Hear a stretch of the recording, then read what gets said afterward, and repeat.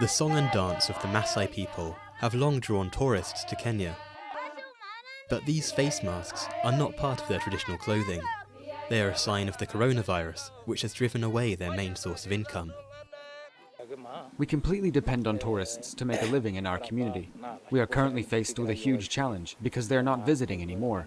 They pay $30 to come to our village, and that helps us sustain our families. As we speak, some of our people are not able to provide for their families. Some are sick and can't afford medical care.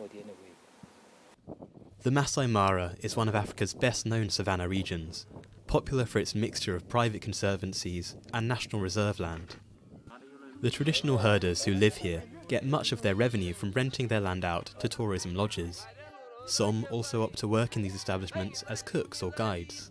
But right now, lodge managers cannot afford to pay the Maasai their usual rent. This model depends on tourism. Tourists come into the camp and the money they pay to be in the camps for this to survive. So without this, so far what they're doing right now is that they're paying half. The streets of Talek, a small village at the entrance to the reserve, are normally bustling with 4x4s. They are now empty. NALOKITI SAYIALEL has not sold any of her beaded necklaces and bracelets since the start of the year. We cannot even sell our animals for money because all markets have been closed. Before the pandemic, at a time like this, I would make a lot of ornaments and make a lot of money. Kenya declared its first COVID-19 case in March.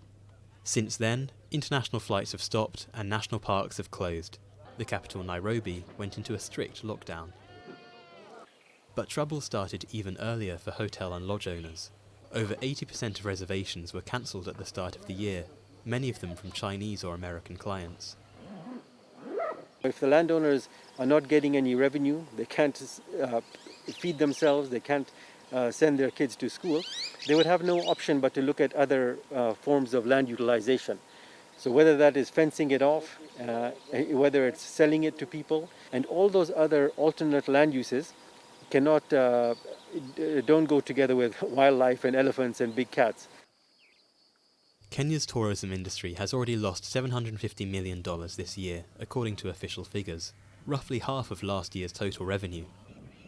International flights here will restart in August, but the high season is already past, and many hotels will remain shut.